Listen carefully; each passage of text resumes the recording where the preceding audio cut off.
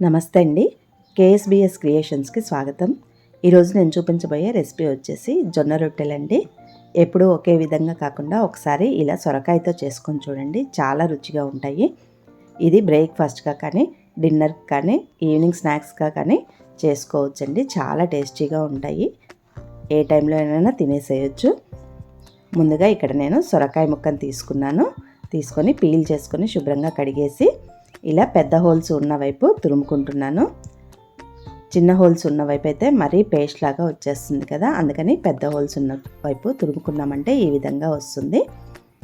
ఇలానే సొరకాయ మొత్తాన్ని కూడా తురిమి పెట్టుకోవాలి. ఇప్పుడు ఒక 2 చెంచాల వరకు పచ్చిశనగపప్పును తీసుకొని శుభ్రంగా కడిగేసి ఒక పావు గంట వరకు నానబెట్టుకోవాలి. ఇప్పుడు వెడల్పుగా ఉన్న ఒక బేసిన్ తీసుకొని దాంట్లోకి 1 కప్పు వరకు జొన్న పిండిని తీసుకోవాలి.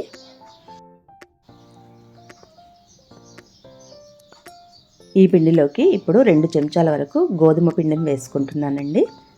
జొన్న పిండి మనకి డ్రైగా ఉంటుంది కాబట్టి 2 చెంచాల వరకు గోధుమ పిండిని వేసుకోవాలి.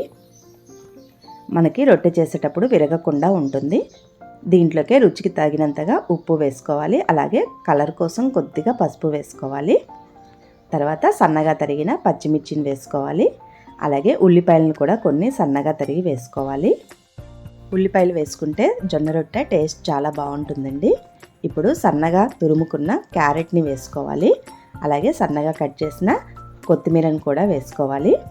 ఇవన్నీ వేసుకున్న తర్వాత ఇప్పుడు ముందుగా తురుము పెట్టుకున్నాం కదా సొరకాయని, ఆ తురుమును నీళ్ళన్నీ తీసేసి గట్టిగా పిండేసుకొని ఇందులో వేసుకోవాలి. ఇలా మొత్తం వేసుకున్న తర్వాత ఈ నీళ్ళని మాత్రం పారబోయొద్దండి, మనకి ఈ పిండిలో అవసరం పడతాయి కలుపుకోవడానికి.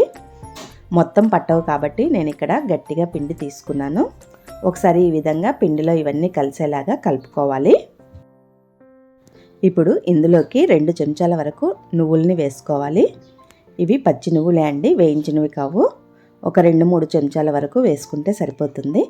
అలాగే మనం నానబెట్టుకున్న పచ్చిశనగపప్పును కూడా ఇందులో వేసుకోవాలి. ఇవన్నీ వేసుకున్న తర్వాత ఒకసారి కలుపుకొని మనం ఇందాక సొరకాయలోంచి తీసిన వాటర్ ఉంది కదా, అవి కొద్ది కొద్దిగా పోసుకుంటూ కలుపుకోవాలి. నాకు ఈ నీళ్ళు మొత్తం సరిపోయేలా ఉన్నాయి కాబట్టి ఒకేసారి మొత్తం పోసుకున్నాను. ఇప్పుడు ఇదంతా కూడా గట్టి ముద్దలాగా కలుపుకోవాలి. ఇలా ముద్దలా కలుపుకున్న తర్వాత ఒక బటర్ పేపర్ని తీసుకొని కొద్దిగా ఆయిల్ అప్లై చేసుకోవాలి. ఈ పిండి ముద్దను కొద్ది కొద్దిగా తీసుకొని ఈ విధంగా రౌండ్గా చపాతీలాగా చేసుకోవాలి. మనకి కావాల్సిన సైజులో దీన్ని ఒత్తుకోవాలి రౌండ్గా. సైడ్లో ఏమైనా క్రాక్స్ ఉంటే సరి చేసుకుంటూ రౌండ్గా ఒత్తుకోవాలి. అవసరం అనుకుంటే కొద్ది కొద్దిగా చేతికి ఆయిల్ అప్లై చేసుకొని చేసుకోవచ్చండి. ఈ విధంగా చేసుకున్న తర్వాత ఇప్పుడు స్టవ్ పైన పెనం పెట్టుకోవాలి.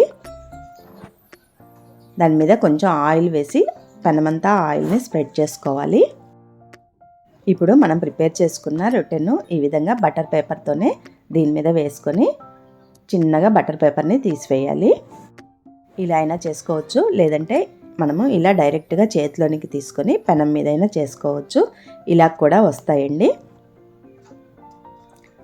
ఇలా వేసిన తర్వాత ఒకవైపు మనం ఆయిల్ రాసుకున్నాం కదా పెనం మీద, ఒకవైపు కాలిన తర్వాత రెండో వైపుకి టర్న్ చేసుకోవాలి. ఇలా రెండో వైపుకి కూడా కాలిన తర్వాత మళ్ళీ తిప్పుకొని అటు ఇటు తిప్పుకుంటూ ఇలా కొంచెం ఎర్రగా అయిన తర్వాత పైన నుంచి ఆయిల్ వేసుకోవాలి.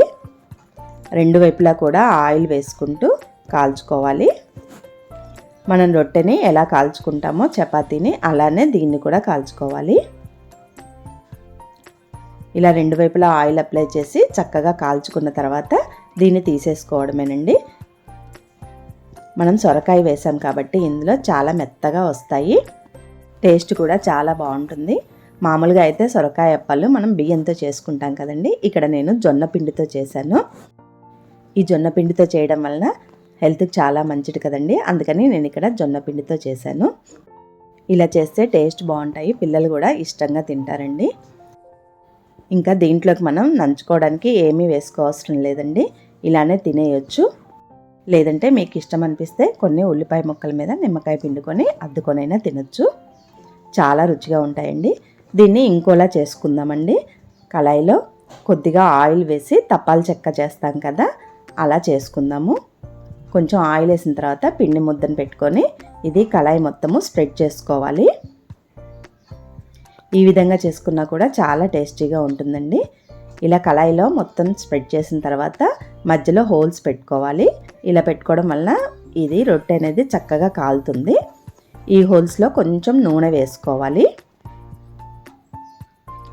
ఇలా వేసుకున్న తర్వాత స్టవ్ మీద పెట్టి హై ఫ్లేమ్లో పెట్టుకోకుండా మీడియం ఫ్లేమ్లోను లో ఫ్లేమ్లోను అడ్జస్ట్ చేసుకుంటూ కళాయిని అటు ఇటు తిప్పుకుంటూ మధ్య మధ్యలో మూత పెట్టి ఒక 10 నిమిషాల పాటు కాల్చుకుంటే సరిపోతుంది. ఇదైతే కొంచెం క్రిస్పీగా కూడా వస్తుందండి. చాలా బాగుంటుంది. ఇది కూడా ఇలా 2 రకాలుగా చేసుకోవచ్చు. ఈ రెసిపీ మీకు నచ్చినట్లయితే లైక్ చేయండి, షేర్ చేయండి, సబ్స్క్రైబ్ చేయండి, నా ఛానల్ సపోర్ట్ చేయండి. Thank you.